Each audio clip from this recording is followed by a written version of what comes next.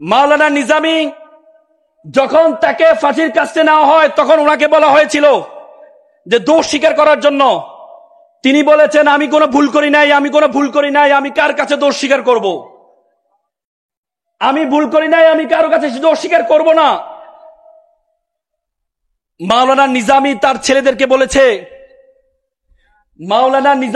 ছেলেদেরকে বলেছে, তোমরা ধৈর্য ধরো, মৃত্যুর ফয়সালা দুনিয়াতে হয় না, মৃত্যুর ফয়সালা আসমানে হয়।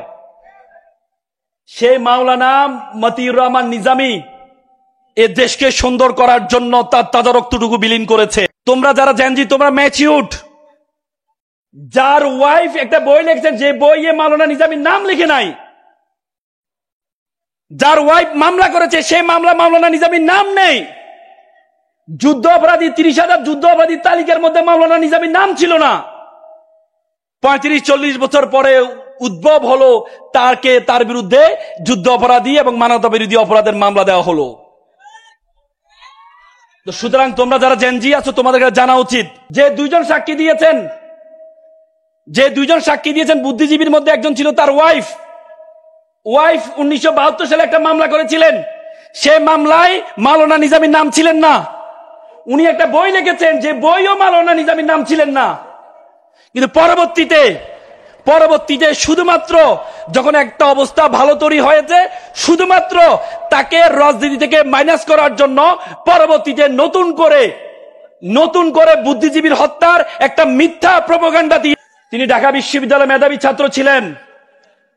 ওনার বিরুদ্ধে যে অভিযোগগুলো আনা হয়েছে, আমি সংক্ষেপে এটা বলার চেষ্টা করছি একজন আইনজীবী হিসেবে, সেটা আমার বলা দরকার। আমি মনে করছি শুধু সক্রেটিস নয়, গ্যালিলিওকে তোমরা জানো, সক্রেটিসকে হেমলক বিষ পান করিয়ে তাকে হত্যা করা হয়েছে, এবং গ্যালিলিওকে সেম ধর্মীয় অবমাননা করার কারণে তাকে গ্রেফতার করা হয়, পরে তাকে মারা হয়েছে। গ্যালিলিও তখন বলেছিলেন যে সূর্যের চারপাশে পৃথিবী ঘুরে, কিন্তু ওল্ড টেস্টামেন্ট যারা ওল্ড টেস্টামেন্টে বিশ্বাসী ক্যাথলিক জাজজ, তারা বলেছেন না, সূর্য পৃথিবীর চারপাশে ঘুরে। কিন্তু গ্যালিলিও প্রথম বলেছিলেন না, কারণ কোরআনে বলেছেন প্রত্যেকটা জিনিস, সূরা মায়েদা বলেছেন যে প্রত্যেকটা জিনিস নিজস্ব কক্ষপথে ঘুরে। গ্যালিলি বলেছিলেন যে সূর্যর পাশে পৃথিবী ঘুরে। সেটা বলার কারণে নাকি ধর্মীয় অবমাননা হয়েছে, পরবর্তীতে গ্যালিলিওকে গ্রেফতার করা হয়েছে। এভাবে মাওলানা মতিউর রহমান নিজামীকেও সেভাবে করা হয়েছে। ওনার বিরুদ্ধে যে অভিযোগ আনা হয়েছে, তোমরা অবাক হয়ে যাবা। তোমরা নতুন প্রজন্ম, তোমাদের জানা উচিত, তোমরা জেনজি, তোমাদের জানা উচিত, তোমরা সত্যকে সত্য বলবা, মিথ্যাকে মিথ্যা বলবা, তোমরা কালোকে কালো বলবা, সাদাকে সাদা বলবা। মতিউর রহমান নিজামী সাহেবের বিরুদ্ধে যে অভিযোগ আনা হয়েছে, 1972 সালে একটা দালাল আইন করা হয়েছিল।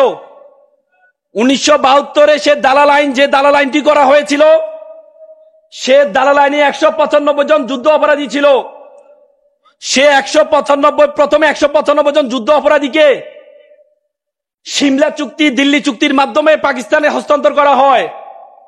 পরবর্তীতে 1972 সালে একটা দালাল আইন করা হয়। দালাল আইনে 2884টি মামলা হয়েছে।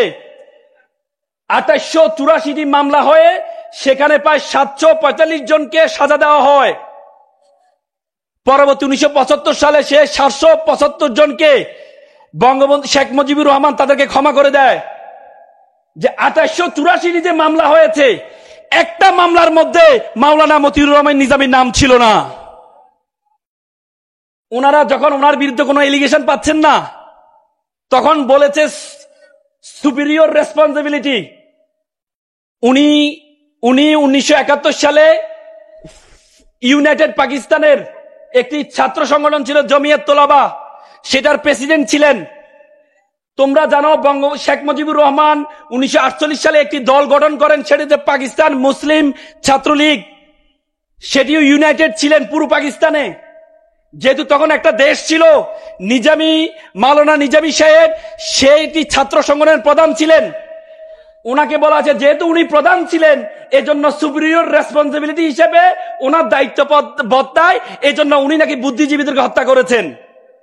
অথবা ডকুমেন্টারি প্রমাণিত কোর্টে সাবমিট করা হয়েছে 1971 সালের সেপ্টেম্বর পর্যন্ত উনি জমিয়ত তোলাবের প্রধান ছিলেন। তাহলে বুদ্ধিজীবী হত্যা হয়েছে 10 ডিসেম্বর। তাহলে সুপিরিয়র রেসপন্সিবিলিটি কিভাবে ওনার উপর বর্তায়? তো সুতরাং এটার ইতিহাস আমরা গ্যালিলিওকে দেখেছি, সক্রেটিসকে দেখেছি,